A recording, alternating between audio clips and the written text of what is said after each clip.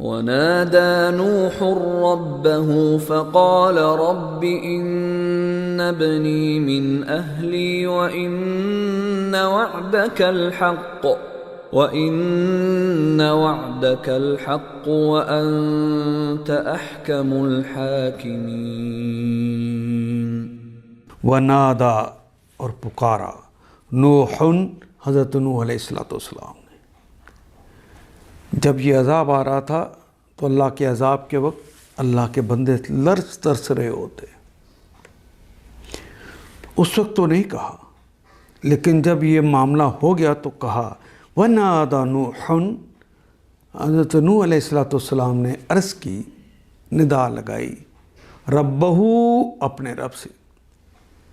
فقال، اور کہا، آواز دی اپنے رب کو اور کہا، ربی، اے میرے پروردگار، اے میرے پالنہار، ان ابنی من اہلی، ان بے شک، انا ہو بے شک اس کے معنی ابنی میرا بیٹا، من اہلی یہ تو میرے اہل میں سے تھا، اور آپ نے تو وعدہ کیا ہوا ہے نا، وَإِنَّ وَعَدَكَ، اور ان بے شک وعدہ آپ کا وعدہ ہے، الحق کو، آپ کا وعدہ تو حق ہے، اور آپ نے کہا تھا تمہارے اہل کو بچانا ہے.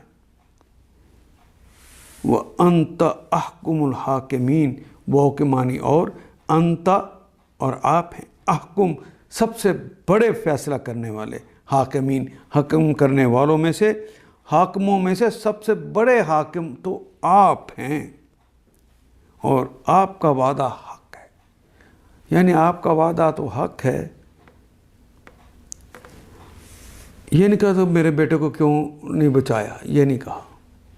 کہا کہ آپ نے وعدہ کیا تھا کہ آپ کے اہل خانہ کو بچا لوں گا، تو آپ کا وعدہ حق ہے، آپ تو احکم الحاکمین سب سے بڑے حاکم ہیں.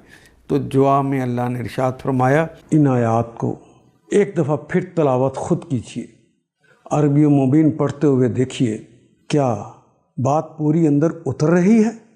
کیا یہ اردو کے سانچے میں ڈھلتی گئی ہیں عبارتیں؟ اگر بات سمجھ آنی شروع ہو گئی تو الحمدللہ یہی ہمارا ہدف ہے، اور یہ ہدف پورا ہو گیا. اللہ میرا اور آپ کا حامی و ناصر. الف لام